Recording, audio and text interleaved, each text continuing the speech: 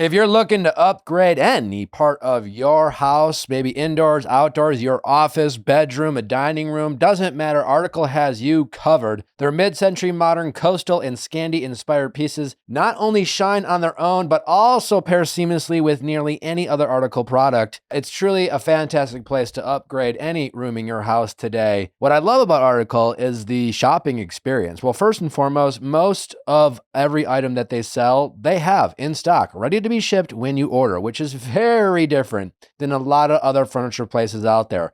It's like you go, you find out you want to get a new piece of furniture, you go on some website and they're like, this will be available in 4 months. It's like, what? Not with Article. And if by some miracle you're not absolutely in love with the pieces that you select, their customer service team will make that exchange or return process as seamlessly as possible. And Article's 30-day satisfaction guarantee, you can shop with confidence. Article offers fast, available shipping across the US and Canada with options for professional assembly if you prefer a hands-off experience. We've talked all about our Article furniture. We have some great pieces. Recently, our outdoor furniture is all Article, and we love it. And you should be looking at Article as well. Article is offering our listeners $50 off your first purchase of $100 or more. To claim, visit article.com/VIALL, and the discount will be automatically applied at checkout. That's article.com/VIALL for $50 off your first purchase of $100 or more. You're crazy.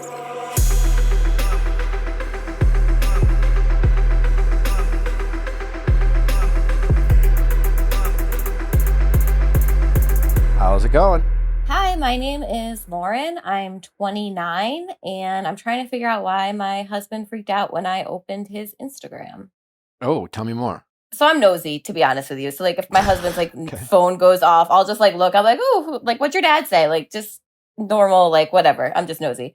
And he was doing dishes, and I was just kind of sitting with him. We were chatting, and an Instagram like notification popped up, and I said, "Oh, you got an notification on your Instagram." And I opened it, and he immediately like kind of started yelling at me and telling me to like close out of it like immediately. And I was kind of like, wait, what? Why? And I'm not on Instagram anymore, really. I don't use it very often. So I don't know. His explanation was basically like, if he looks at like reels or stories or whatever, if you open it and then close it and then open it again, you miss stuff, I guess. I don't know. That was kind of the explanation I was given. And I was pissed and I acted that way.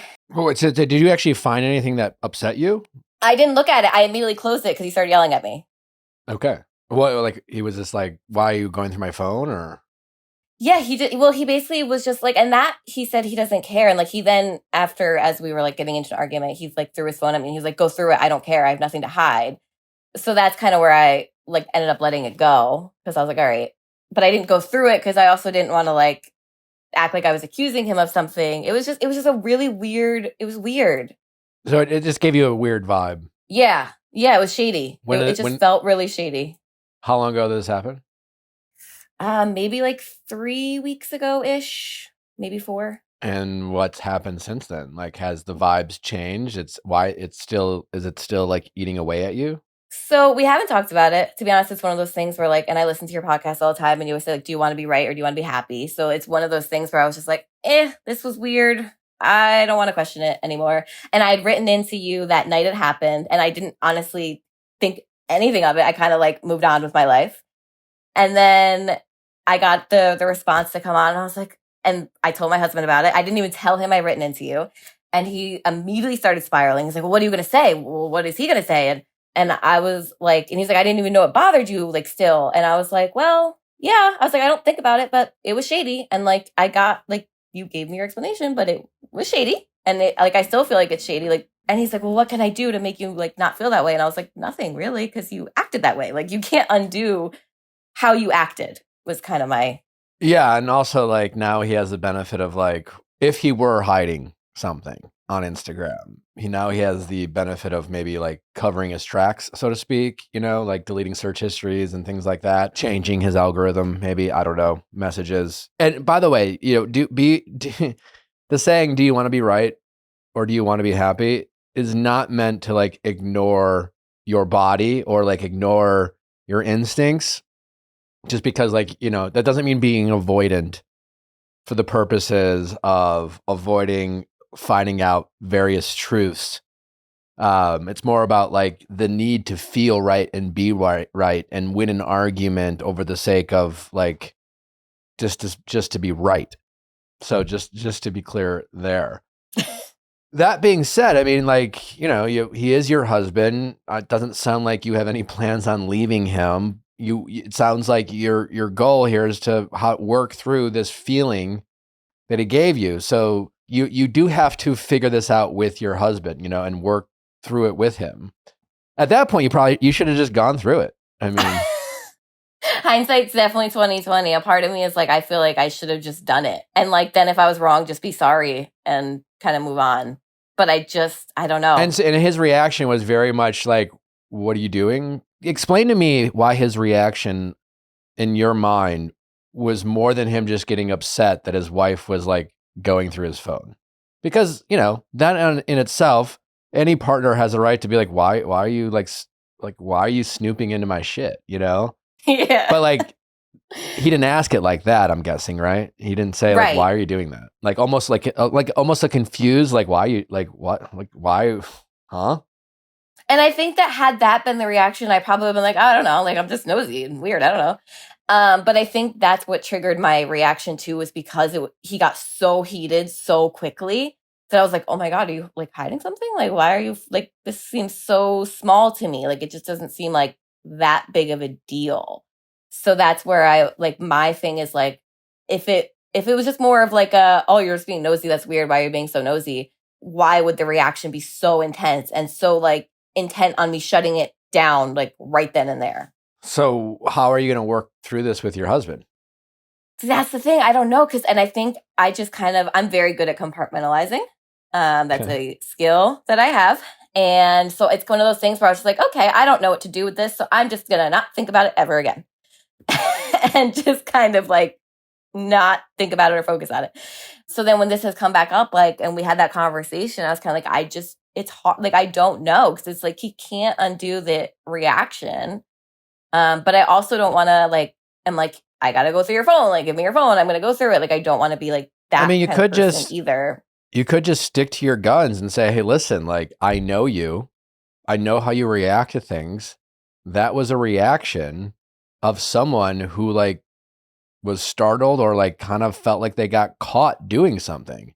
My gut just tells me like, I'm not saying you were cheating. I don't, like, God forbid, but like, whatever the reason, like there was a reason you reacted that way. And the fact that you can't give me an answer that makes sense bothers me. So I don't know what to do. And just say like, you can just, I don't know, you could just tell me. At some point, like, that's the thing. It's just like, you have kind of nothing on him other than this reaction, this gut feeling. Yeah. And he's going to bank on the fact that like, you'll get over it or there's nothing he can do about it. And let's say that like all he was doing was like looking up some hotties, searching some hotties, maybe he came across like some OnlyFans model and like looked up her Instagram or something and was worried that like you would look at his search history and see that he searched big titty honey. I don't know, whatever. Let's assume that's what he did and that's what he's hiding. You know what I'm saying? Like, yeah. Do you think he would admit to that? I don't know. Like, cause I would hope that he would know like something that really wouldn't be that big of a deal to me. Like, I'd be like, okay, whatever, weirdo. Like, I'd probably tease him about it. Like, I'd roast him a little bit about it. And like, that wouldn't be a big deal to me. Does he know that? You know what I'm saying? Like, so I would hope that he knows that. We've been together for like ever. Like, we were high school sweethearts.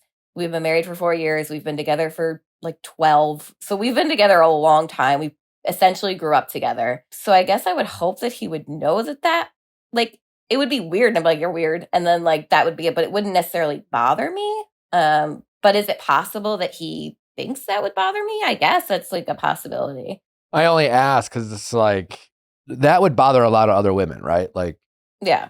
But all women are different, right? Like, you're just like, I've known this guy forever. I don't know. Like, yeah, he likes boobs, whatever. So if he looked up at girls' boobs, I'm not going to freak out. Other women would feel very differently. You know what I'm saying? But like, do you think your husband, and I only ask because it's like, well, if it's not, if he knows you well enough and knows that like that's not big of a deal, like why would he freak out? You know, like is there some, not to like, I'm not trying to put dark thoughts into your mind. Yeah. I'm just trying to figure out like, I mean, because at the end of the day, you don't have much to go on, right? Like, and how's your relationship been otherwise? I will say since we've had our son, it's been rougher. The first year of his life, I really became a mom, and that became probably almost my entire identity, being a mom. And, he didn't share for a really long time how hard that was on him and that he felt like he lost his wife in the process. And and he kind of buried that and didn't tell me that for a really long time. So we ended up doing some counseling, like when I found that out, and we did like work on some things. So I think things got better.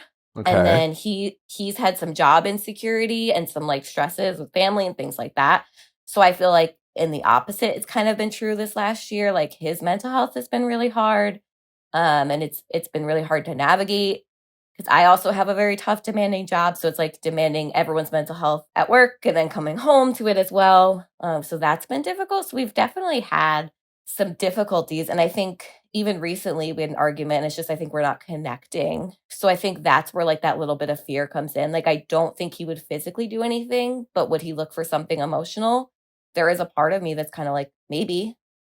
Yeah. I mean, so listen, I think you're just going to have to try to, if your instinct, your body, your gut, whatever you want to call it, is telling you like that reaction just was not my husband. And it's like that there's something, I don't know what it is. I don't know if it's something as silly as him like, searching an OnlyFans model, or maybe he was messaging a girl, on Instagram. If your instincts tell you like there's something there, then, you're going to have to keep that conversation going with your husband.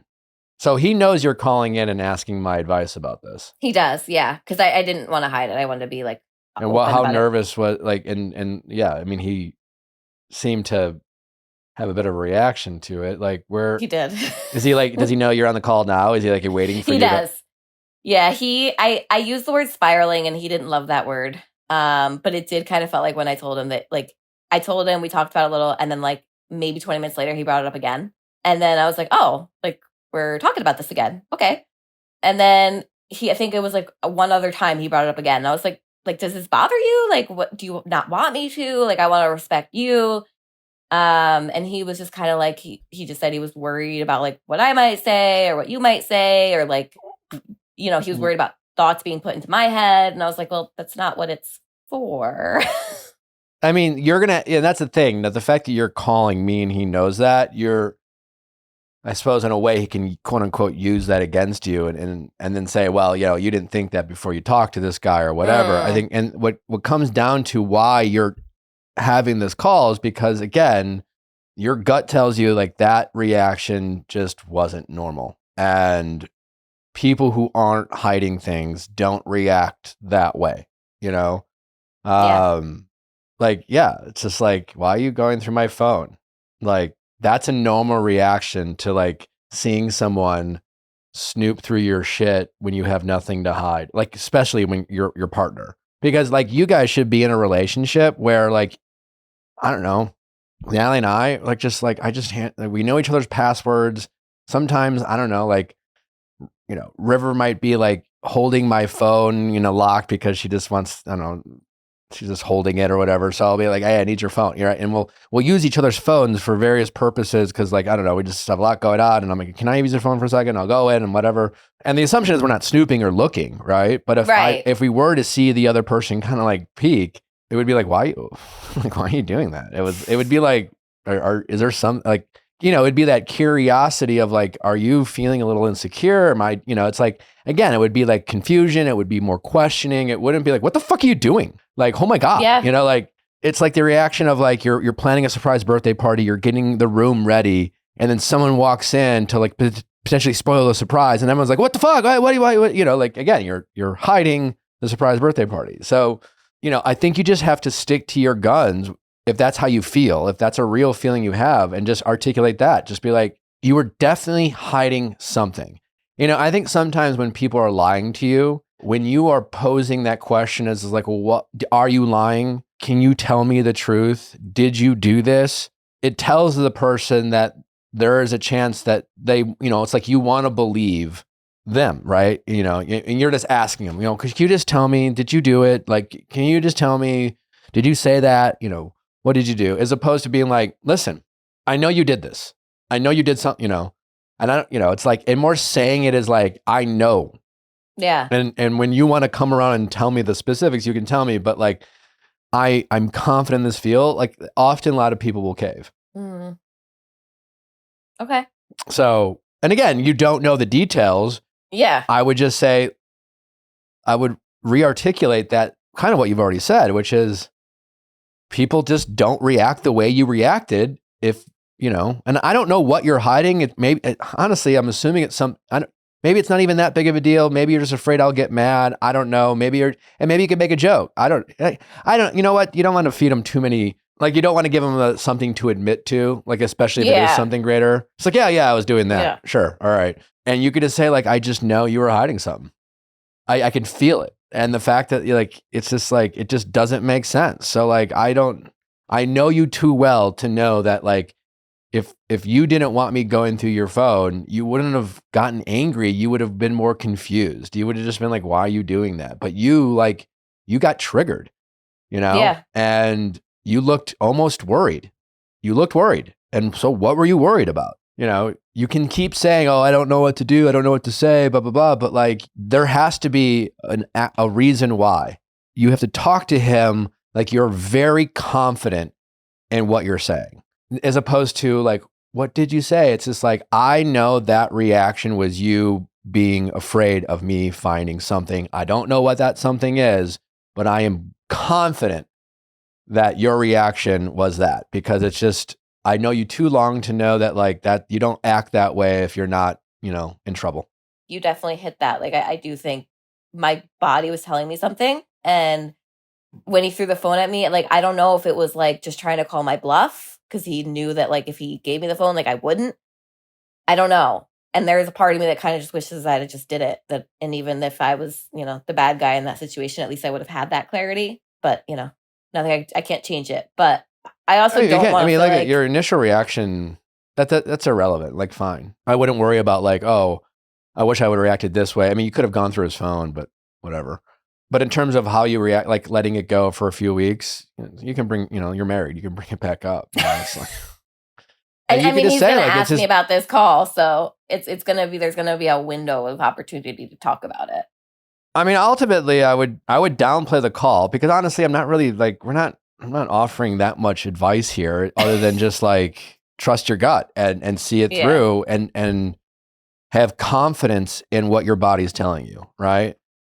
And I'm not trying to put words in your mouth or anything like that, but if your gut tells you like that was really a weird behavior, you have to say it like that is, I know that's not the response I would get if you didn't want me to see something. I just don't know what that something is. And you saying it's nothing and you were I know that's not true.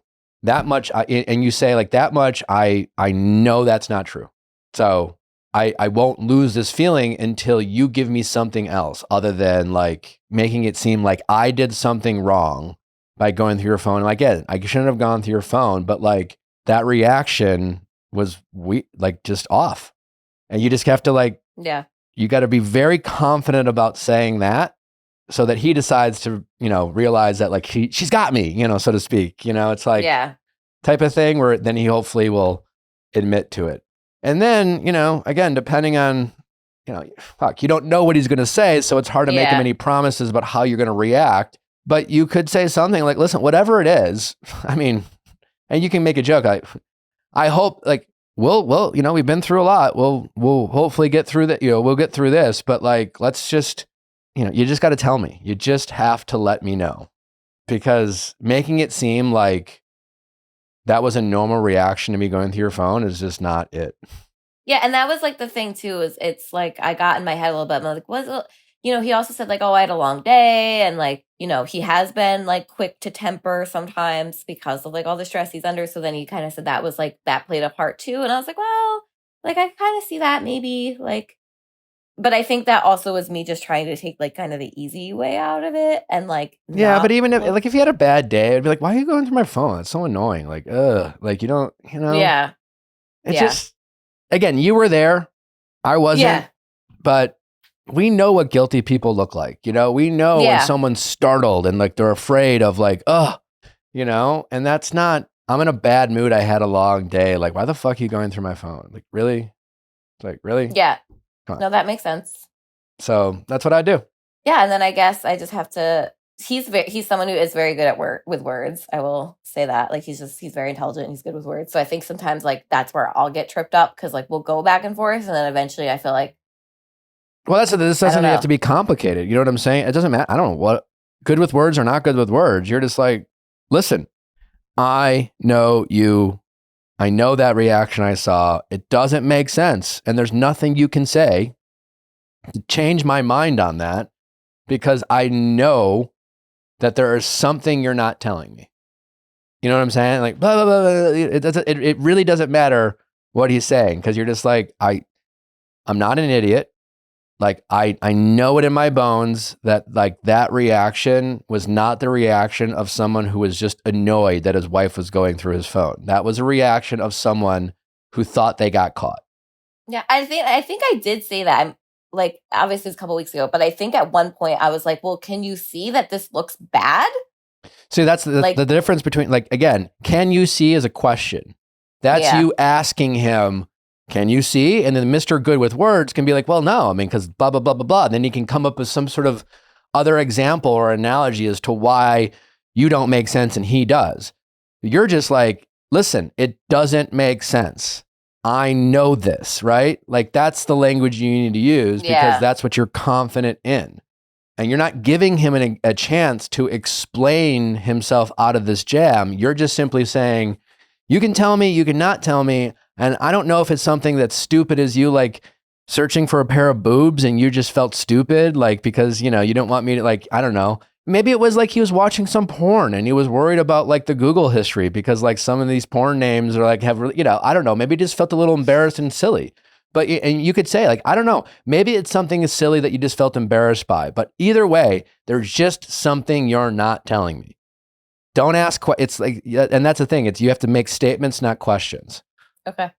If you want me to get over this, then you're just going to have to tell me the thing that you're not telling me. Yeah. And like, I kind of want to say like, I promise, like, no matter what it is, we're going to work through it. But there also is a part of me. You can't promise that. Be like, listen, you just say, we've been through so much. We've gotten through a lot. I hope you at least give me a chance for us to work through whatever it is. Because I don't even know if it's silly or serious, but it's something. Right. So that's a good point. Yeah, because you're right. You do want to create some kind of safe environment to like tell you the truth.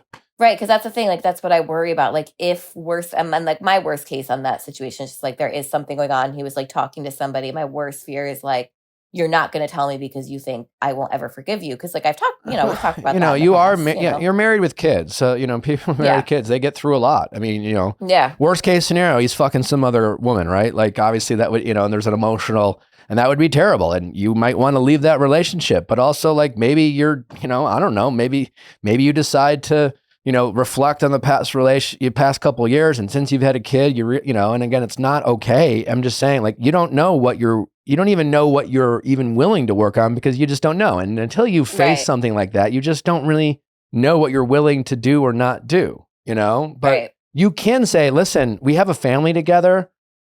My first choice is always going to be figure this shit out with you, you know? So I just need you to tell me because this sucks. Like constantly knowing that you're not telling me something and not knowing if it's something like you watched a weird porno that I would just kind of tease you about and you just got embarrassed and that's why your reaction was that, or it's something, you know, that's going to be harder for me to swallow and really hurt me. I don't know, but maybe that's the way you can convince them because I'm thinking the worst and maybe it's this. And the hope is it's like, again, something that's more embarrassing for him rather than he's actually doing something wrong. And so you're just like, you know, because I'm thinking of the craziest shit. So I just, you're telling, again, that the thing that you'd have to just repeat over and over with confidence is that, you know, there's something he's not telling you. And it's that simple. Yeah. And I guess like my worst case scenario, like if he just doubles down and like sticks to the story of he just didn't want to miss the reels or whatever it is on Instagram. I don't know. It's like, then what, you know, because he is stubborn. So if he decides that he's going to stick to that, that's what it's going to be. So like, I don't that's know, like, couples therapy. Are you can jump, could jump back into couples, because listen, Yeah. it's a good time to maybe jump back in. There's clearly a disconnect, right? So, yeah. and maybe, I don't know, maybe you guys will be able to unpack some stuff in couples therapy that will, I don't know, maybe there's a world where telling the truth. I don't know, but you feel how you feel. Your body's usually always right. I don't know you, but I'm getting the sense that you don't have like a history of being an overly paranoid person. Have you convinced yourself of things in the past that end up being not true? Like, do you create problems in your head? If you ask my husband, he would say probably yes. Sometimes. Do you have an like example? That I make things bigger than they are. I don't mean bigger than they are. I just mean like no, I'm not talking about exaggerating a story. I'm talking about literally, like when people always ask, what's the difference between like following your gut and being crazy? And I always say like following your gut or listening to your body is responding to a feeling or something that's happening. And being crazy is just like making up scenarios in your head. Like your husband's out past, a little late than usual. And you just decided he was probably with another woman or something. It's just like, it's going 9 steps further, type of thing. Yeah. I mean, I think that there's been like, I don't want to say history of that, but I think there's been times where like, I may think like the worst or something if I don't hear or like something unexpected happens and I'm like, wait, what's going on? But I also feel like, I don't know. Like, I don't know. I feel like in this situation, like he might say like, I'm making more of it what it is. Like in his mind, it wasn't even that like big of a deal, or so he says. Well, again, maybe it's not, right? Again, back to this OnlyFans analogy. I'm not telling anyone who's listening what to think or feel about this, but like a married guy who's married his high school sweetheart, had a kid together, watching porn, or like, it's not the end of the world, right? Nope. But like it might make your partner feel a little insecure or embarrassed, and he might feel a little silly about it. And yeah, it could definitely be something like that. And he's thinking, like, his reaction was that embarrassment, and then he doesn't want to, so like it definitely could be something like that. It probably is, but your point is it's something, and he is trying to pretend that he was, being, he wanted to maintain where he was when stories were real. Like, okay, I guess. That just sounds bullshit. It just sounds like bullshit. Yeah. And that's how I felt in that moment. But then I just, like, I could, and again, I wasn't coming, like, you have now given me some really good advice that I can kind of go into the conversation very differently. Cause at the time, like, well, first of all, I was heated. So like, there was a lot of emotion, but I definitely was all, like, I was asking questions. Like, I wasn't like very confident that I knew something was up. It was just like, I thought something was up. Yeah. And again, I don't want to put words in your mouth, but if that is how you feel, be confident in your feeling and yeah, just calmly just be like, if you want me to get over this, then you're going to have to give me something other than making me feel like I'm crazy. Okay. And I mean, he did say that. He said, what can I do to like help you feel better about this? So I guess like I should have said, just tell me the truth. Whatever it is. You're just be like, I know you're not telling me something. I just don't know if that something is like a silly thing where I'm going to roll my eyes and you just felt a little embarrassed, or if it's bigger than that and, it's something we're going to really have to work through. I don't know, but it is something, and I'm confident about that. Okay. I think I can do that. Okay. Well, good luck. Keep me posted. I will. All right. Bye-bye. Thank you so much. All right. Take care. This show is brought to you by BetterHelp. Listen, people, we know how intimidating therapy can be. We know that it can be an investment as well, but chances are you are investing in a lot of aspects of your life. Maybe it's a gym membership. Maybe it's a meal plan. Maybe it's like you're just spending money on clothes, and that's all fun and great. But if your mental health isn't where it needs to be, it really doesn't matter some of those other departments. Like if you don't feel good on the inside, how good can you feel on the outside? Let's talk numbers. Traditional in-person therapy can cost anywhere from $100 to $250 per session, which adds up fast. But with BetterHelp Online Therapy, you can save on average up to 50%. That's half off per session. With BetterHelp, you can pay a flat fee for weekly sessions, saving you big on cost and time. Therapy should feel accessible, not like a luxury. And with online therapy, you can get the quality care at a price that makes sense for you. And that's what I love about BetterHelp is that, we understand the barriers and the roadblocks and how intimidating it can be, whether it's the inconvenience, the cost, or just the challenges of finding a good therapist that you connect with. But BetterHelp makes all three of those things a lot easier. You can replace a therapist every week with BetterHelp until you land on someone that you feel like you connect with. They're working with over 30,000 therapists. So if you don't love the first therapist that you connect with, no problem. Just keep on searching. They have what feels like an unlimited bank of therapists for you to choose from. Incredibly convenient wherever you are. All you have to do is have a tablet, a phone, a laptop, and you can do online therapy right away. And if you feel more comfortable just speaking and not, doing a face-to-face, video-to-video call, no problem. They offer that as well. The point is, if you're one of those many people out there who have thought about therapy, considered therapy, but just been putting it off for all the reasons we talked about, just give it a try. It's the easiest thing to try. Just go to BetterHelp.com, ask her a few questions about the type of therapy you're looking for, what you want to talk about, and you could be talking to a mental health professional in no time. Your well-being is worth it. Visit BetterHelp.com/VIALL today to get 10% off your first month. That's BetterHelp, HELP.com/VIALL.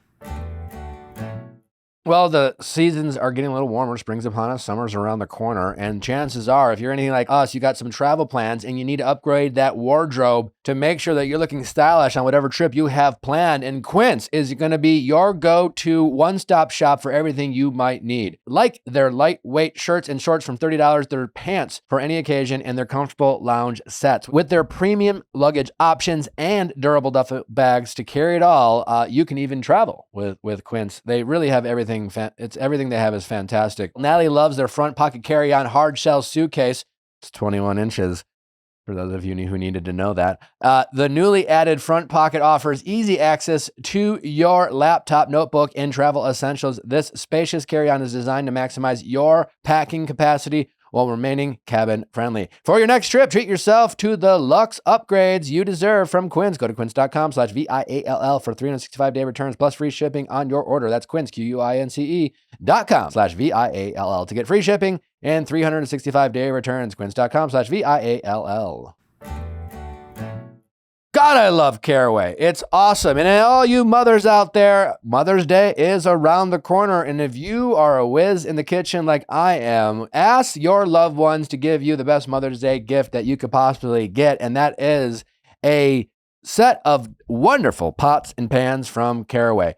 And the cool thing is, there's so many great things about Caraway. First and foremost, they're safe. That's what matters most. It's crazy how many dangerous pots and pans out there, and it's a lot. I mean, 95% of home goods are made with toxic chemicals like PTFEs and Teflon. Over 70% of frying pans sold in America contain Teflon. That's scary. You don't want to be cooking on that, not for your family or for anyone else's. And with Caraway, it's non-toxic cookware, made modern. Everything they have looks great. I've been cooking with Caraway every night of the week for the past 5 years. Cooked a delicious steak dinner last night. Did some steak tacos. Made some pasta the other night. It was really great. The list goes on and on. And I'm always cooking on Caraway, and you should too. Trust me, you're gonna love it. They have some great bakeware as well. It's fantastic for all you bakers out there. Everything we have in our kitchen is Caraway, and you should too as well. Spring into action with the healthy swap to Caraway. Our favorite cookware set will save you $150 versus buying them individually. Plus, if you visit carawayhome.com/VIALL10, you can take an additional 10% off your next purchase. This deal is exclusive for our listeners. So visit carawayhome.com/VIALL10 and use code VIALL10 at checkout. Caraway, non-toxic cookware made modern. How's it going? Hi, Nick. I'm Lexi. I'm 33 years old, and I had an affair during my marriage, and I spent my entire relationship with my ex-boyfriend paying for it. Okay. So now you're single. Now I'm single as of 4 days ago. As of 4 days ago. Okay. So just to recap, Yeah. you were married, you had an affair. That Yeah. marriage ended. Was your boyfriend that you dated the person you had the affair with, or is that someone else? No, he was not. I met him about a month after I separated from my ex-husband. I wasn't divorced yet, but the time that I had separated from my ex-husband was also the same time that I had ended things with the person that I had the affair with. Okay. So when I met my boyfriend, I was no longer talking to the person that I had the affair with, Okay. but about 2 years into our relationship, he found out about it. About 2 years into your relationship with your ex-boyfriend, he found out about your affair. Yeah. And why? How did he find out, and why did it take 2 years? I'm going to start crying, but it mostly was that I just didn't want to tell him what was going on. He had gone through my phone multiple times. He had looked through my emails. He had looked through my DMs, seen pictures of me on this guy's page, like just a couple pictures of me, but it wasn't anything that was like we were in a relationship. It didn't give that vibe. But eventually, he saw some emails in my phone and he was wondering, why are you calling him babe? What kind of relationship did you have with him? And I just thought, I can't keep living this lie anymore. I can't just keep saying that we were really close friends. So I eventually told him, I said, Are you talking I about had your a 2 year husband here? relationship with him. No, I'm Okay. talking about my ex-boyfriend. Okay. My husband knew about it. That wasn't the only cause of our marriage ending. My ex-husband wanted to work on things, but I just You didn't just want didn't. to anymore. Gotcha. Yeah. So what do you mean? Like, so what was was he going, your ex-boyfriend going through your stuff? Yeah, he was. He would go through my phone in the middle of the night. I would be sleeping. He'd go through my phone. He'd look through my emails. One time I got my wisdom teeth out, and while he was waiting at the waiting room, he looked through my phone as I was like passed out. And then, And were you we still get home talking and to the person you had an affair with while dating your ex-boyfriend? no, I wasn't. I tried to delete as many messages and emails as I could, but I missed some in my email. And Gotcha. So I guess back to my yeah, original question is like, I guess why didn't you, when you got into your relationship with your ex-boyfriend, I mean, every time we meet someone, right, there's always like, there's at some point, a little bit of like, tell me about your past, right? right. Rosters, whatever, history. Have you ever cheated on someone? Yada, yada, yada. Did that ever come up, or like, did you avoid the question, or It what stopped you did. from just saying, hey, there's something I need to tell you? Yeah, it did definitely come up, but I just didn't want to. I knew that it was something in my past that I felt like I was still paying for with my ex-husband and, with the dissolution of our family. But I didn't feel like I needed to be honest about that because I just didn't want to keep like having to relive the mistake Sure. through my relationship at the time. And in hindsight, I really should have because ultimately it really led to like the downfall of our relationship was, the lying, and he wasn't sure if he could trust me by the time I finally told him. Yeah. Yeah. As far as the affair, did you ever discover or do any work on yourself to identify what caused you to have the affair? Yeah, I am currently in therapy, and at the time, during the end of my affair, I was in therapy at that time, but then I stopped for a little bit, and then I went back to therapy. But I realized that I was just seeking a lot of attention at the time. I just had, our third kid when I met this person that I had the affair with, and I felt very, I guess, invisible in a way. I was home with the kids a lot, Mhm. and my ex-husband, he was busy at work, and when he would come home, he was still busy with other stuff that he needed to do. So I just felt very unattractive and very invisible. And throughout my relationship with my ex-husband, the intimacy was really lacking. Like I always talk about how my kids are literally miracles because the number of times that we would have sex was like twice a year. And I had kids, like 3 kids back to back to back. So Okay. I I just didn't feel that connection with him. Yeah. And obviously your ex-husband's still in the picture since you still share children together, yeah?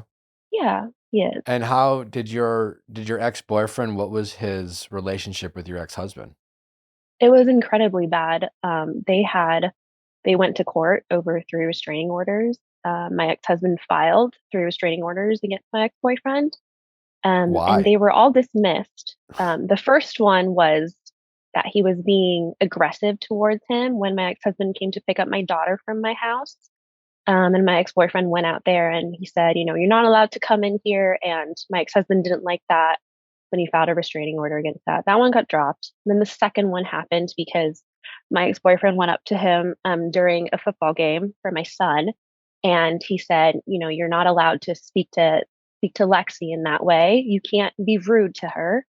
And my ex-husband said, I don't like how you're confronting me. And so then he filed another restraining order. That one went to court and then it got got dismissed because they settled. And the third time, it was over something else that was extremely similar to that, but it wasn't. There was no physical blows. It was just a lot of like tension and words, and it's literally two personalities that do not understand each other. And my ex-husband's very gentle, and my ex-boyfriend is very aggressive. Well, I mean, usually gentle people don't file restraining orders constantly. Yes. So They usually don't. I don't really know. My ex-husband had spoken to me about it before. let Probably me half a year rephrase ago. the way you're describing it. It sounds like, in your words, these are, obviously confrontations, but they're just disagreements amongst two people, and they seem like fairly petty, and they were dropped. It seems like your ex-husband was using it more as a tactic to fight this guy in a way, rather than like protect, like restraining order. Like, was your husband in any way thinking he was in danger? I don't think so because he's spoken to me about it. About 6 months ago, he sent me a message and he said, "I know now that the restraining orders that I've filed were hasty and I shouldn't have done that." Okay, well, So I think he was just feeling threatened at that time, maybe not physically, but just emotionally, and his status as a dad and everything like that. That was how he reacted in the moment. and what's your relationship with your ex-husband now? We are still not good, mostly because of I'm sorry I'm crying so much, It's okay. but we are still not good, mostly because of my ex-boyfriend and our relationship and my need to kind of protect my relationship with my ex-boyfriend. I wanted to make sure that my ex-husband knew that there were boundaries between, you can't come over to my place if you're filing restraining orders against somebody. You can't approach us in a parking lot if you say that this person is a danger to you, but why are you approaching us? I just needed to create that physical and like distance. I just needed to create distance, period, between the both of us. And I've thought about kind of reconciling that difference a little bit now that my ex-boyfriend is no longer in the picture, but I think it's too soon for that. You mentioned you wanted to protect your relationship with your ex-boyfriend. I get in the sense that you justify lying because you tell yourself you're protecting yourself or something, or the classic line that has always been triggering for me. I didn't tell you because I didn't want you to get mad. I didn't tell you Yeah. because I knew you would be upset. I didn't tell you because of, because like, as if there's a justification for lying. And I think Yeah. you seem that is I don't know, a default or something I think you've become very comfortable with. Would that be accurate? Oh, absolutely. Because I spent, 2 years basically lying to my ex-husband, and then after that, I And your continued. ex-boyfriend. That's right, and then I continued that lie on for an additional 2 years, and eventually, when it came out, and I started telling the truth about things, it was too late. Yeah. And it's not that I currently have that justification. I definitely justified it in the past, and I thought, I certainly deserve some empathy for the fact that I lied because I didn't want to get in trouble, but now I see, like, you just don't lie, period, because it's What do you going to mean you come out. deserved? What do you mean you deserved empathy, and from who? Well, I thought at the time when I, told my ex-boyfriend about the affair, he also had a little dalliance with a girl that he told me not to be worried about during like the first 6 months of our relationship. Okay. They had, gone out one on one. She took him out for his birthday. He didn't go out with me on his birthday. They would meet up. They would flirt at work. He would invite her over to like watch him play games and stuff like that. And he had lied to me about it for 2 years. So, kind of in conjunction with the time that my affair came out, I found out stuff about this girl. And it took me reaching out to the girl for her to actually send me pictures and let me know, like, this is the timeline. And then for me to look through like his Venmo transaction history and see like that they did indeed, hang out, and she sent him money and things like that. You were married, you had an affair, you got divorced. Then at some point, the man you had an affair with, that relationship ended. How much time between that did you meet your boyfriend? So the time that I got divorced and the time that the affair ended was the same time. The time that I met my boyfriend was a month after that. Okay. Yeah. Are you pretty uncomfortable being alone? Yeah, because I was married for 10 years. And I met my ex-husband when I was at college when I was 19. And, he's the first person that I really considered an actual relationship. Um, and then right after that ended, I got into this relationship with this new person. So yeah, I'm How old are you definitely again? very uncomfortable. I'm 33. Okay, you're still really young. Um, Yeah.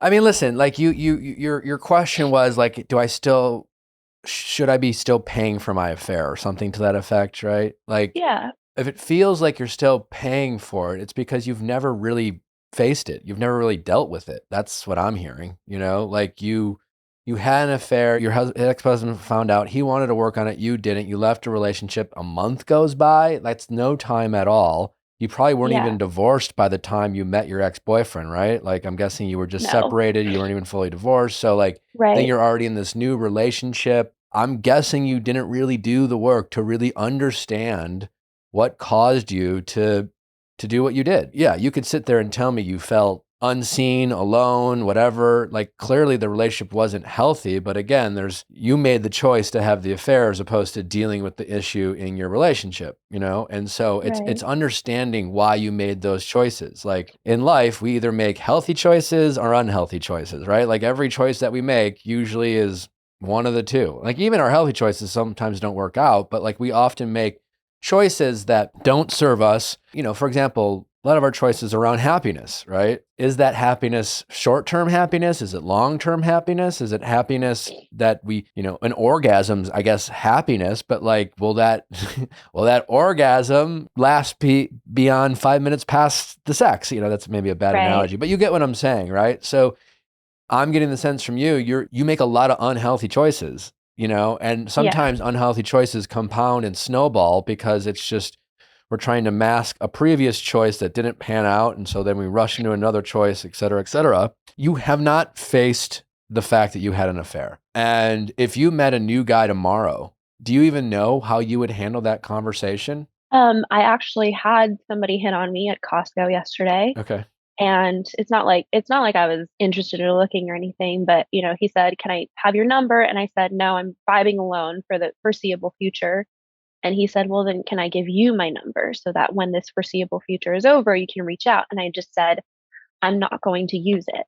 I Okay. just I just know that it's important for me to learn how to be alone but not feel lonely, and it's important for me to kind of get my own self-esteem back and build up, what I really need to work on, because I can't keep getting into relationships and expecting those relationships to fix me or make me feel like the way that I'm being is validated and just. Yeah. Well, that's a step in the right direction. But yeah, I mean, you have to be able to own what you did, first and foremost. You have to it happened, you did it, it was a mistake, you sound regretful, but now the solution to that mistake isn't to lie about the mistake and pretend it didn't happen because you're afraid other people will judge you. I mean, listen, people are going to judge you. You're not the only one who's had affairs. People have affairs. Your next partner may have also participated in an affair, or maybe they've also been cheated on. It doesn't, you can't guarantee if someone's going to accept you.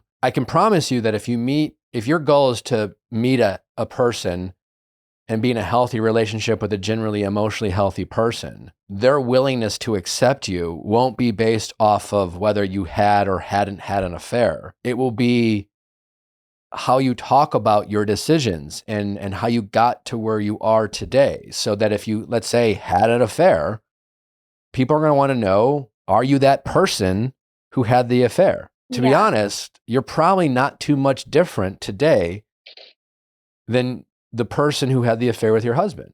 Yeah, and I definitely see that because I didn't heal from that, and then I rushed into a relationship, Yeah. and now I'm not only having to heal from the affair, but I'm now having to heal from this new relationship, and so Yeah, it's not like yeah, exactly, because it's not like you didn't know that affair was wrong when you were having the affair. And I'm guessing at times you felt guilt about the affair when you were having the affair. So it's not like, oh, I know it's wrong now. You know what I'm saying? Like, yeah. whatever broken part of you caused you to make those unhealthy and toxic choices sounds like it's pretty still broken, right? And so the answer to your question is like, well, I have to keep paying for my affair. Well, the answer is yes, until you really decide to really deal with this. And it sounds like you very much are on the right track. You know, it's like you don't have to not give out your number, but yeah, like I think you have to be, I mean, for the time being, I think it's good that you are alone. I mean, your relationship's 4 days old, you know, like, and you have 3 children. You're clearly not alone. You know, it may not be the type of companionship I know you're looking for, but like, honestly, like hard to be that present of a parent when you're spiraling this hard emotionally, you know. Yeah. And, you know, I have a lot of close people in my life who have parents who never figured their own shit out in their relationships. All of those kids who are now adults at times feel very alienated by their parents. And I empathize with their parents because it's like their parents never found it, right? They never found the thing that they were looking for. They have a handful of broken relationships after broken relationship because they never really dealt with it, right? And the parent in that scenario always, kind of always feels justified because they feel like, well, I just haven't found it, and then their kids get older, right? And boy, what happens if their kids are in a healthy relationship? Then the parent almost feels like, well, you're good. I still want to find what you found. And then, but that child who's who's now an adult, right, still wants a parent to be present, to be there, to and not feel like, what you don't want is when your kids get older to feel like they're the adult and you're the child because mom's still trying to figure out her shit. Yeah, at the conclusion of, my relationship with my ex-boyfriend, the time that the secret about the affair came out was 2 years into our relationship. We were together for about 3.5. And so, the next year and a half was very tumultuous. It was more tumultuous than it was before, but it kind of escalated to the point where, we had broken up multiple times and he had left our place multiple times and come back and things like that. And as of 4 days ago, I just thought like I owe it to my kids to at least show them what a healthy boundary is like. If I can't show them a healthy relationship, it's healthy self-love. It's being able to walk away from things that don't align with you anymore. That, if somebody is mistreating you or speaking poorly to you and they keep doing that, then they should no longer be in your life. Yeah. Well, also, I mean, maybe now is the time to really just be a mom and really be present with your kids and not wonder if you're going to find love or think about your relationship problems or think, just really, be a mom right now, like, yeah, it would be nice to have that companionship, but clearly you're clearly someone your problem isn't having boyfriends or finding men. That's not your problem. I'm guessing you've probably had boyfriends or men in your life most of your life. Yeah. So, and that's always, like a lot of these examples, it's not like, yeah, it's never someone who has a hard time finding people. It's the people they find or how they handle themselves in the relationship or their propensity or willingness to lie or cover or avoid the real issues and things like that. So your boyfriend breaking up with you sounds like it was the best thing for you.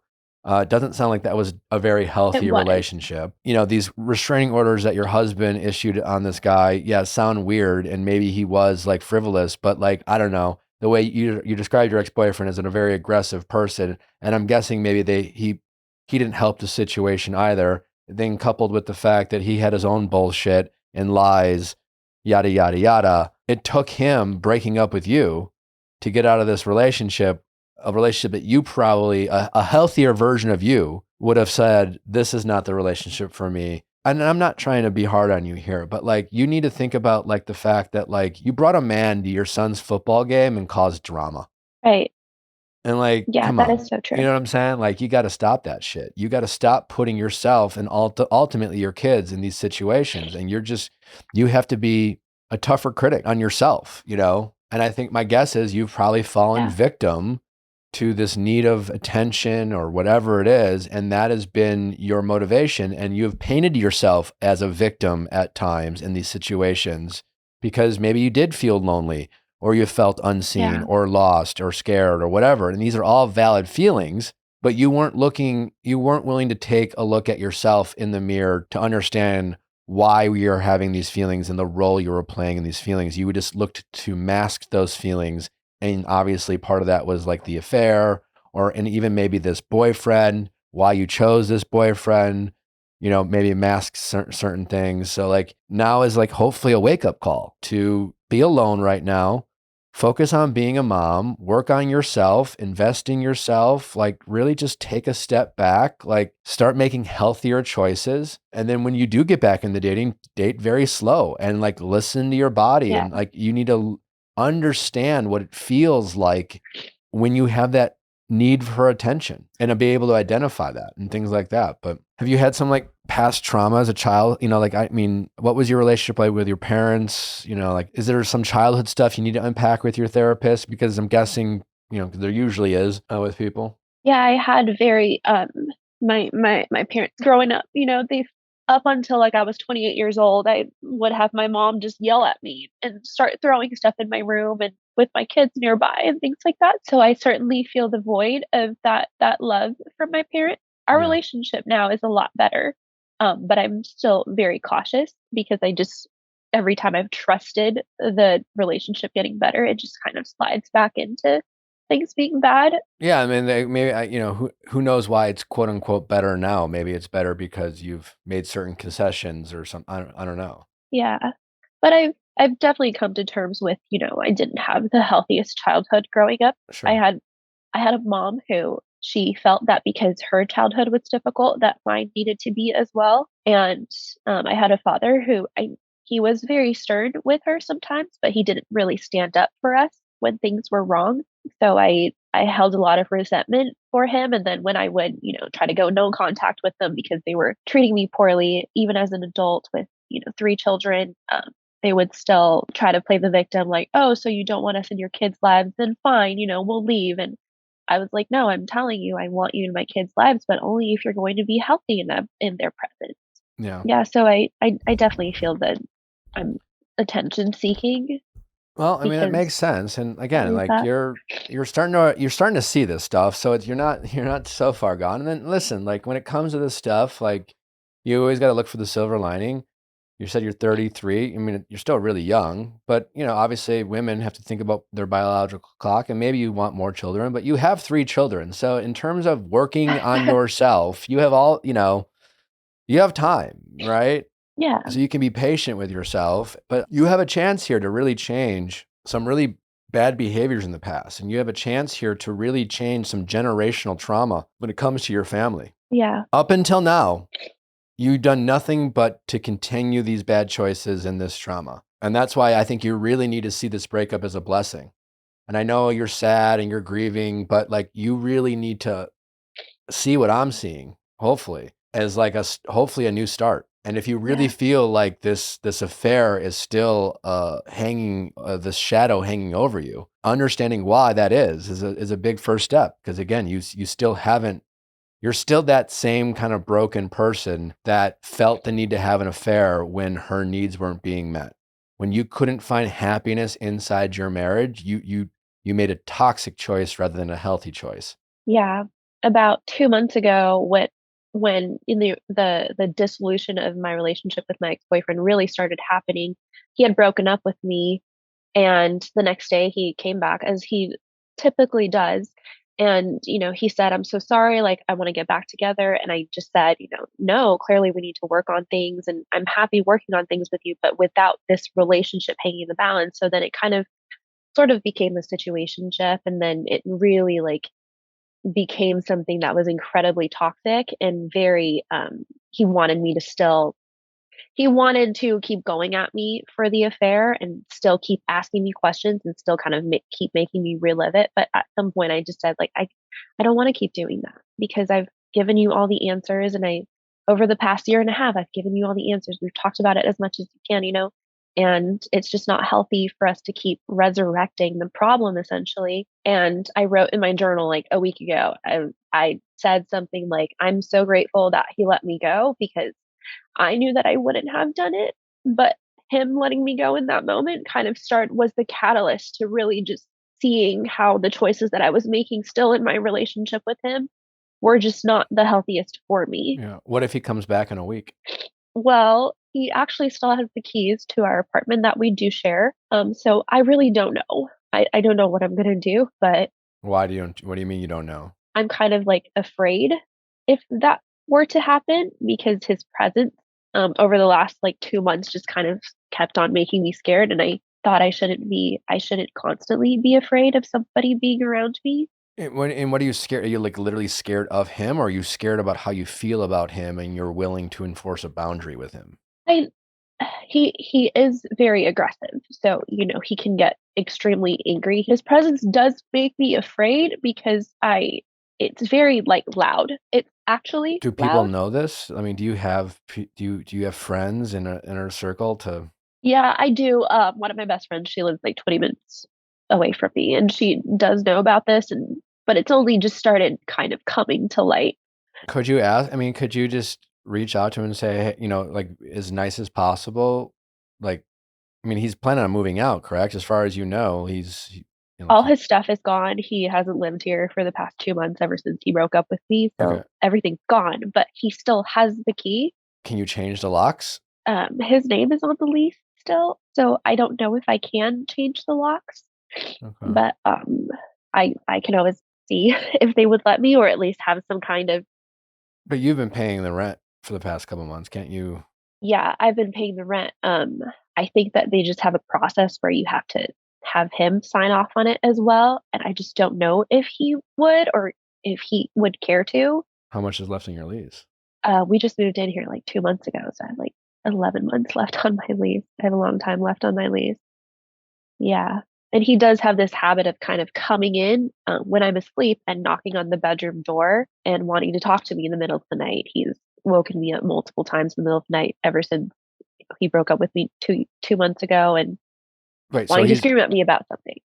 yeah, I mean, that can't, Yeah. I've definitely looked into getting at least one of those things that you like buy on Amazon, then you just put it on your door and it stops, even if the lock is open, it stops the door from opening. I mean, my advice to you is look into every solution you can to try to protect yourself from him having access to come into your room. And if it's reach out to your landlord and understand the process. My boyfriend and Yeah. I signed a lease together. We're not dating. He still has a key. Without giving too much away, just be like, what does that look like? Trying to, he doesn't live with me anymore, but he is on the lease and he has a key. Can I change the locks? How do like he's come in before? I just need to protect myself, type of thing. What does that what does that look like? Understand your Yeah. options. And then I'm guessing you feel like if you were to just reach out to him to say, hey, yeah, I'd like to get you off the lease. You're thinking he wouldn't want to do that so that he could still barge in whenever he wanted to. Yeah, he would barge in probably whenever he wanted to, and also I don't want to. What I'm in this moment of like deep hurt, and while I'm feeling all these feelings of, missing the person that I thought he was, or missing the future that we had planned together that never came to fruition, I just don't want to have like a moment of weakness and feel like he would be able to talk to me about things because I finally was brave enough and smart enough to block him on everything, so that he couldn't reach out, he couldn't get to me unless he physically comes here and tries to see me. Yeah, it's a tough situation.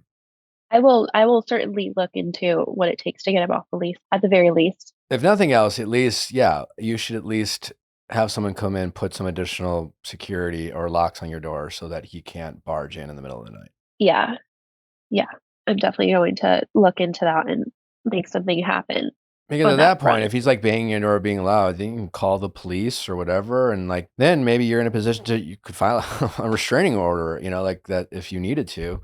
Yeah. It's really crazy because he is in law enforcement. Oh, he is. And one time, we were arguing up here and he was yelling at me, calling me names. And our neighbor from downstairs came upstairs and knocked on the door and said, if I don't see her right now and if I don't see that she's okay right now, I'm going to I'm going to call and say that it's domestic violence. And then he got upset with me for that. And yeah, it was a So he's a cop? yes, he is. He is. Uh, I know. Yeah. It's just one of those things that kind of makes like your stomach turn a little bit when you think about him being in law enforcement. And well, it's just like I just hope he's not like so operating with the assumption that he's protected. he could. I really don't know, but I don't see why he would think that he isn't protected. Because when the neighbor downstairs came upstairs, my ex-boyfriend was all like, "You made me yell at you. You make me so upset," like, and things like that. And I was just, you shouldn't yell. When was the last time he showed up at your place? 4 days ago when I broke up with him and I blocked him on everything and I said, I never want to speak to you. I never want to talk to you ever again. I'm done. Then I sent that text. I blocked him on everything and he showed up. I was sleeping and he knocks on my bedroom door and I'm just like, what are you doing here? And he's just like, I just want you to know I love you. I get that you're done. And I just sat there and I didn't say a single word. And then he left. At least he knocked on your bedroom door. At least, yes. Yeah. Well, listen, you got to deal with this ex-boyfriend shit first, so that you're not like constantly worried about him showing up. Because like obviously, how can you start healing when you're still like dealing with this toxicity? So that's priority number one, is to try to figure that situation out, and then you need to heal from your whole life. You really need to like be alone and heal and deal with this affair and heal from this affair and understand why you made those choices and really take your time. And really, yeah, I would put men and relationships on the back burner for a while. And I'd really focus Yeah. on yourself, focus on your children, focusing on mending your relationship with your ex-husband, not, for the sake of co-parenting, just really try to have a healthy relationship with him in a way that's civil, just try to bring peace into your life with the people who are in your life, your parents, obviously doesn't mean like giving in to certain things or accepting bad behavior. You still want to have your boundaries, but you have no peace in your life. It's just all turmoil. And you are the constant here, right? So you need to sit back and understand what's causing you to put yourself in these situations and really try to heal. And I would take all the time you need. And in the meantime, I would really immerse yourself into being a mom and being present for your children and showing up for them constantly and having them, see a mom that doesn't have drama in her life constantly. Your kids, you know this, right? They're smart, they're intuitive. They need to see a healthy, new, happy mom. And if I were you, that would be all I cared about for the next, I don't know, several years, Yeah, you're right about that. So hopefully this was helpful. I'm sorry you're going through this. It's a tough It situation, was. but this can be a turning point in your life, and I would take it very seriously. Otherwise, fast forward, it's a blink of an eye. You're going to be in your 50s or 60s, and you don't want to be the person who has, simply like 3 more ex-boyfriends, and then your kids are all adults, and they're just like, yeah, mom, she's just a fucking mess when it comes to men. And then, Right. and then you're still bringing men drama into your life when your kids are just looking for a mom to maybe enjoy their grandchildren or things like that. Like, you're very young, you have a long, but like figure it out now, because you still have a long life ahead of you to like have a very peaceful and happy life. And this could be a turning point in your life, and you can look back at a life that used to be full of turmoil, but you've really turned a corner, and you have control over this. Like, you can do it, but you have to hold yourself accountable and just face the reality of the situation and stop running from it. Yeah, I do. I definitely plan to be alone for a while. I just need to establish some peace and some self-respect and work on things that I already do have rather than, putting things that I do have to the wayside to try and get new things. And you're in therapy now, you mentioned? Yeah, I am. And do you, and what conversations you're having with your therapist now? We definitely do talk a lot about my ex-boyfriend, because when I started meeting with her, things were still evolving with him, but it's been very insightful because it's a lot of what can you do about the situation now versus, let's harp on what happened in the past. It's what can you do if as a healthy Lexi versus an unhealthy Lexi? Like, what the person that you see yourself in 3 years, what would that person want the person today to do to get there? Yeah, I would want And for you to unpack why you make some of the choices that you make. I would want you to I still, it's not like, I don't want you to relitigate the past or ruminate over past relationships, but you do need to understand why you make some of these choices a little bit better than I think you do now. yeah, Life is all about, especially emotional maturity for me, my definition. I don't know if it's an accurate one, but life happens, situations happen. And like I said before, we feel, happy, sad, triggered, whatever. We cannot control our feelings about a situation. Our feelings are very, very kind of an in the moment reaction, but how we react to those feelings makes a huge difference between like toxic people and healthy people, mature people and emotionally immature people. And the more mature and emotionally regulated and healthy people like make healthy reactions to these feelings. And so it doesn't matter if they're depressed, happy, or sad. They make less reactive choices. They make choices that not only serve them well in the short run, but also serve them well in the long run and things like that. Because right now you're making choices and it's all about masking a problem. You feel pain. You make a choice to try to solve that pain. You're playing catch up. You're just reacting to the last moment, right? And that's how you get into these situations. But you need to be able to like take a step back and like, again, process your feelings. If it's with a therapist, I'm feeling this.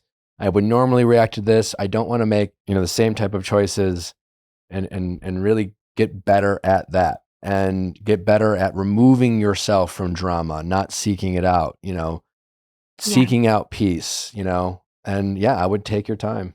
Yeah. All right.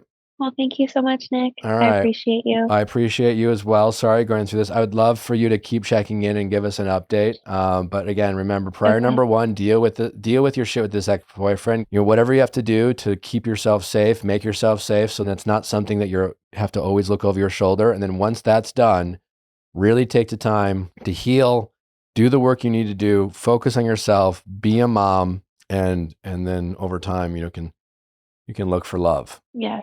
I'm excited to just be me right now. Okay. I feel like I need to like come home to myself. But thank you, Nick. All right. Take care. All right. Bye-bye. Bye-bye.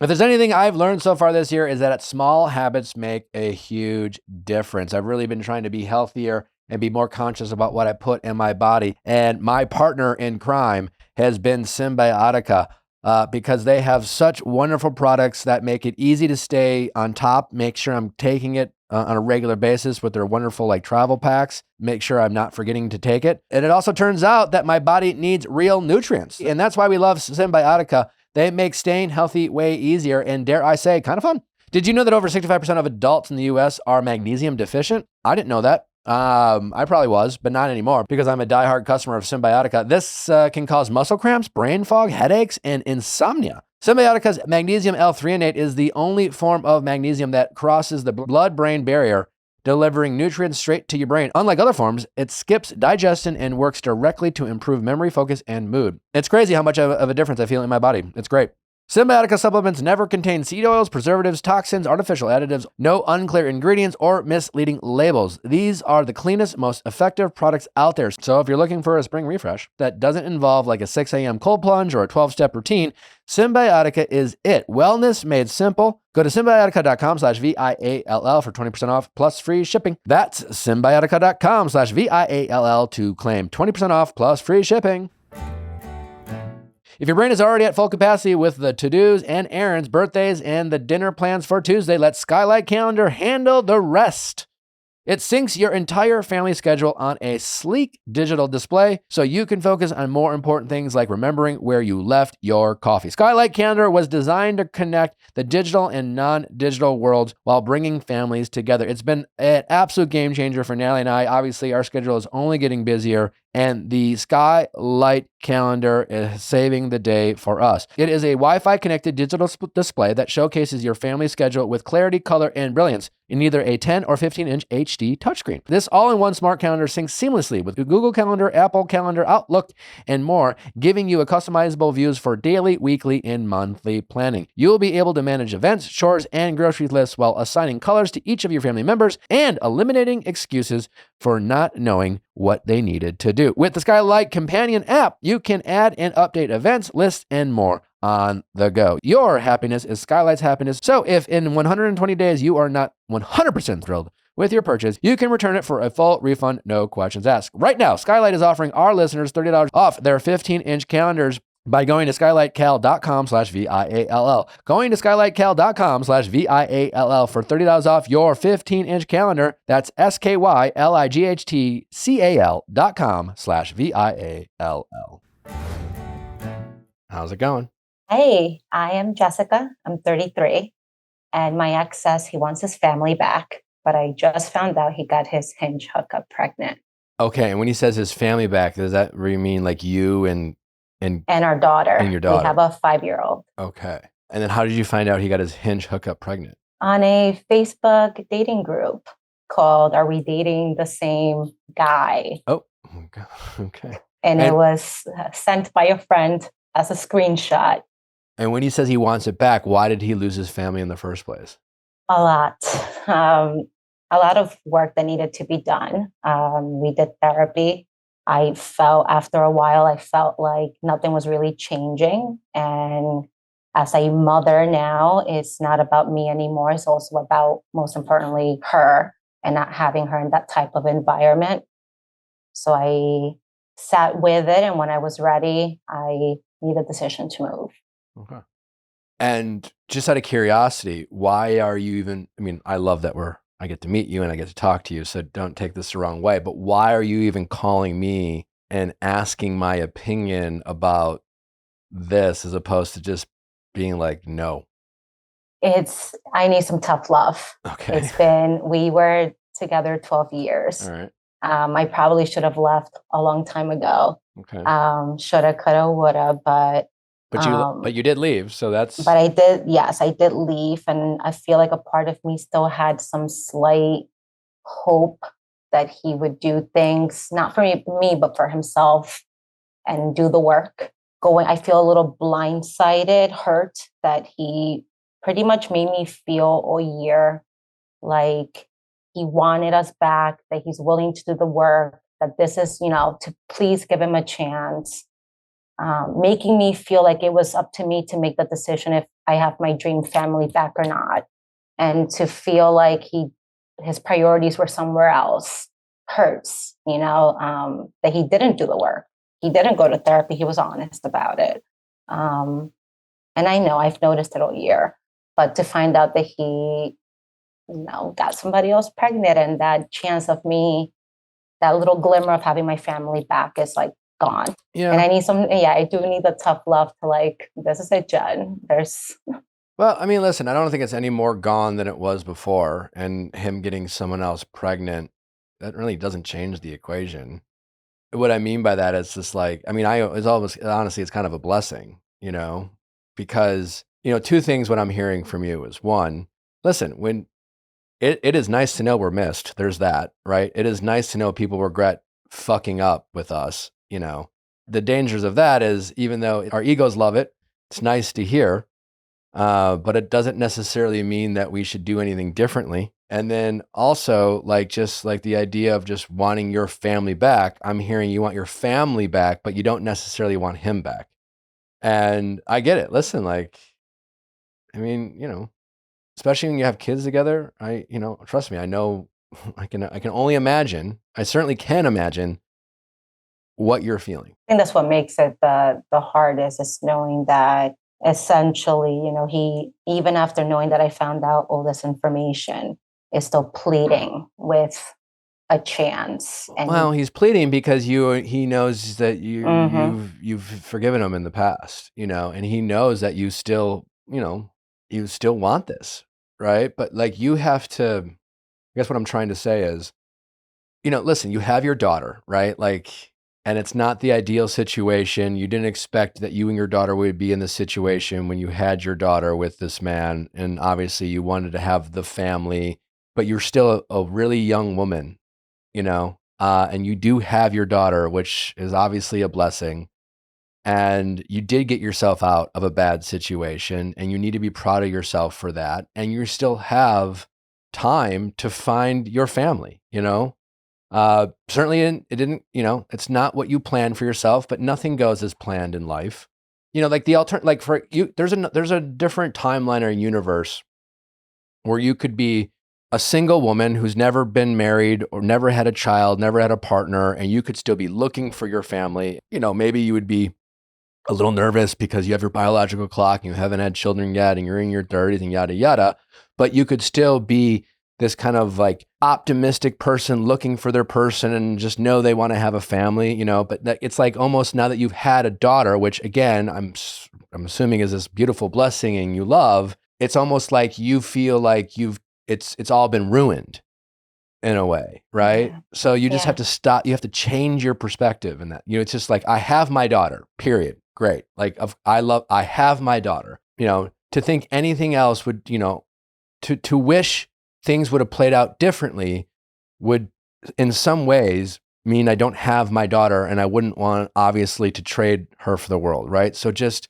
I have my daughter, and this kind of, you got to focus on that. Who you had your daughter with, yeah, didn't pan out, right? But you still, again, have your youth, right? And you got out of a bad situation, and that relationship just did not make you happy. He was constantly not making you a priority, taking you for granted, lying, doing whatever it is he was doing. And then you had to deal and clean it all up. And now you don't have to do that anymore. And I get, wanting to have that family back, but like, you gotta let go of that mindset, because you never really had the family you wanted. You kind of played house, so to speak, right? And then you had the man, and you had your daughter, and it's like, then you called it your family. But in terms of what that dynamic was and how healthy it was or wasn't, like, you never really, you know what I'm saying? When you imagined your family before you had your family, I'm guessing you didn't imagine it would be the dynamic that it was, right? That's true. I didn't even think about it in this way, which is why I haven't shared with anybody. I've been sitting with it, processing it. And it's like, what you want to do, and you just need to hear it from somebody else too. Yeah. So you still have to be that person who's like, wants to, you have the right to want that family that you say you wish you had back. You need to first accept that you never had it. So there's nothing to wish for back. And if your ex were to actually do the work, and like, he got let's say this woman he got pregnant moves forward and has this child, okay, whatever. And then your daughter has a half sibling. Okay, great. Good for your daughter. Your daughter has, weird, a lot of families have that. Your husband, your ex could still do the work. And like, I'm not expecting him to, and I don't want you to bank on this, but like, my point is if he really did the work, and he really changed as a human being, and you somehow could have that proof, there's a world where you would take him back. But like, that's based off of fantasy that it's probably not going to happen. And my point is, when I say this other child doesn't really matter, because I'm guessing if like God came down and said, no, he's actually, yeah, he did get this woman pregnant. Like, fast forward a year, like a year and a half goes by, and God wakes you up and says, just so you know, he's going to be a great partner now. I got your back. God comes down and says, guardian angel, you'd probably wouldn't even, you know what I'm saying? Like, right? Yeah. You probably wouldn't even worry about that kid. Yeah. You would be like, Yeah. all right, well, I guess my kid has a half sibling, but now he's, so you don't want him. You want a man who will treat you the way you deserve to be treated and prioritize you the way you deserve to be prioritized. And you want a man who wants to have the same type of family dynamic that you crave. And the only thing that's different is that you have your daughter, which is a blessing, versus not having a daughter and had you not met this other guy. Does that make sense? It's true. No, it's true. So you just have to accept who he is. This is a man who has proven time and time again that despite his pleads and his apologies and his promises, that he never actually changes. And so you just have to accept that and just give up on that idea, because you have no reason to keep hoping, and the only reason he keeps trying is because you keep forgiving him. And once you can just let that go and just be grateful that you do, despite all his flaws, he still gave you the best miracle you've ever had happen in your life. And just simply be grateful, not for him, but for your daughter. And know that, yeah, like, being a single mom has its challenges. Certainly, even in dating, it has its challenges, but there are a lot of single moms out there that do find love again and find great companionship. But you have to get to a place where you treat yourself better, and you have to expect more from yourself and have higher expectations and standards for yourself, because that's the only way you're going to attract the type of man that you're looking for, is to hold yourself to that standard, to stop accepting this type of behavior from these types of men. I needed to hear that, because it's 12 years We 12 years of forgiving and always giving in, and it was time. Yeah. And it's time for me to officially close that chapter, that idea. Yeah, so I would just, I think it's a real blessing that you found this out. And I think you really need to say goodbye to him and accept this, he is who he is. And I don't want that in my life. And my only focus with him right now is just having a healthy co-parenting dynamic. But I don't want this type of energy. And you need to look forward, and you need to start, my guess is you should probably be alone for a bit and start asking, again, I don't know are you in any type of therapy or anything like that? Yes. I would, explore, some of the choices you've made. I would understand why you try to figure out why you have had a hard time letting go or just seeing him for who he is. But you do have a lot going for you. And I just want you to start focusing on because a lot of it is just like you've been in this mindset of almost kind of, you are a victim of a situation. Don't get me wrong. It's a city situation. Oh. But you kind of led with that, right? And so now it's like I have this and so once we see ourselves as victims of a situation and like life didn't go the way we expected, we almost then accept less of ourselves. It's like, oh well, I mean, I'm in the shitty situation now, so I guess I can only deserve this. It's like, and so right now you're probably thinking to yourself is like, I had the family and then I had this shitty guy and I'm a single mom, so the best I can do is hope he changes. It's true.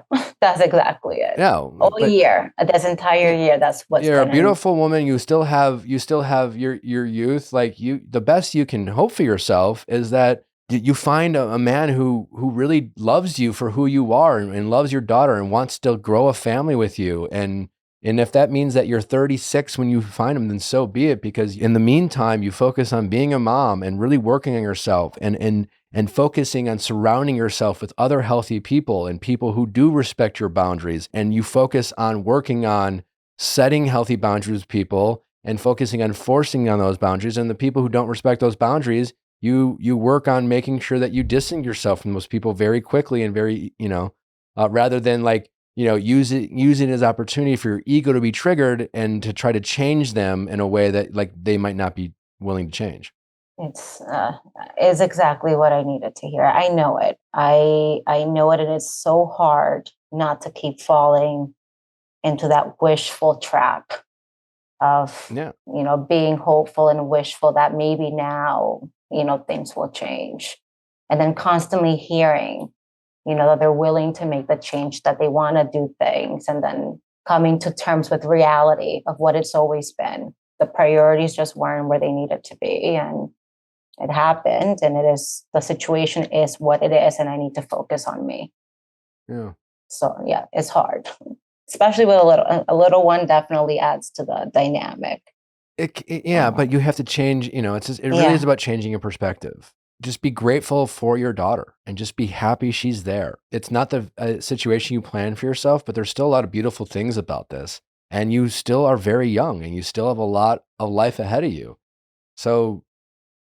Just make some healthy changes in your life and accept that this situation didn't go as planned, but there's no point in, it's like, I don't know what the analogy is, but sometimes you just got to get rid of something. It's broken.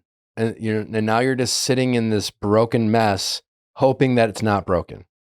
Let it go, move on, reinvent yourself, take the good pieces from that it's like take the spare parts, and your daughter's not a spare part, but there's a lot of beautiful things from this. You take that and you throw the rest away. It's changing these narratives. I want my family back. Again, you never had that. Whatever that was, the narrative is, I still hope to find that family that I want in my life. Right now I have my daughter and we have our nice little family, but it's just her and I someday I hope to grow that. And I'm going to grow that, but I need to be patient. I need to make healthy choices. I need to treat myself with love and respect if I expect someone else to treat me with love and respect. And since I've had a hard time doing that in the past, that's going to be my primary concern for the foreseeable future. And the rest will work itself out, because if you really focus on that, it'll and then put yourself out there and stretch your comfort zones and things like that. Like, that stuff will work itself out. But right now, you need to focus on how you treat yourself, because saying yes to him and saying yes to believing in him and it's also you not loving yourself, respecting yourself, not thinking that you deserve more. It's just, it's being like, this is all I deserve, so I guess this is what I'll take. You have to change the narrative that you can still, you can make your dreams come true. Right now you had this mindset of my dreams didn't happen. This is what I got. This is what I'm dealing with. No, you got to dream big. You still got to dream, shoot for the stars. You still have to fantasize about having that fairy tale, and you can still have it. It's just not going to be the way you played out. It's slightly changed, but the outcome can ultimately be the same, which is a happy and healthy family and having a partner that you can be a teammate with and have a family together. Thank you. I think you hit it on the nail. My family truly wasn't what I call was my family. Yeah. I never saw it that way. And it's so true. Thank you. I needed to hear that. All right. I'm glad I could help. Well, please keep us posted. I'd love an update. I'd love to see what progress you make going forward. Hold yourself accountable. But listen, you just have to realize that you have a lot going for you, and making the same mistakes over and over again is costing you, right? And that, if you see the opportunity in front of you, you'll be less willing to waste it, right?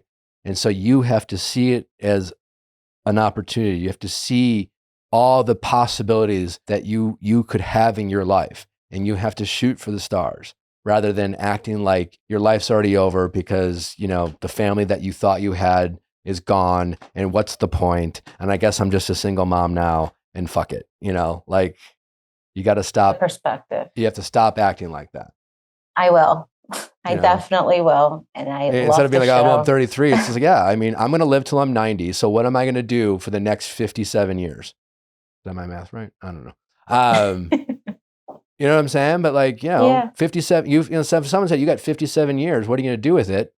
If you think like that, I'm hoping that your decisions would be a lot different. But a lot of times we're like, well, I'm 33 and I haven't gotten where I thought I would be when I was 33. So what's the fucking point? It's like, then you tend to settle. And I think that's been it. I feel like in my mind, I'm like 12 years. We've done so much, been through so much. We have a 5-year-old. Yeah. And I tend to focus on that. You have a 5-year-old, and that's all you need to focus. I got a 5-year-old from that mess, and I got a beautiful 5-year-old, and I got a special 5-year-old, and I'm so glad I have that 5-year-old. And honestly, I would do it over again 100 times if it got me that 5-year-old. But that's all I got from that, and it's a pretty good one. And I'm going to say goodbye to it because the other parts I wanted from it just aren't possible. But I'll take the 5-year-old because it's awesome. Thank you, Nick. I needed this. That's why I wrote it. I needed someone to give me the tough love and just be honest, having a different perspective based on what I'm sharing. So thank you. All right. Well, I look forward to a positive update in the future. Thank you. All right. Well, take care. Have a good day. You too. Bye-bye.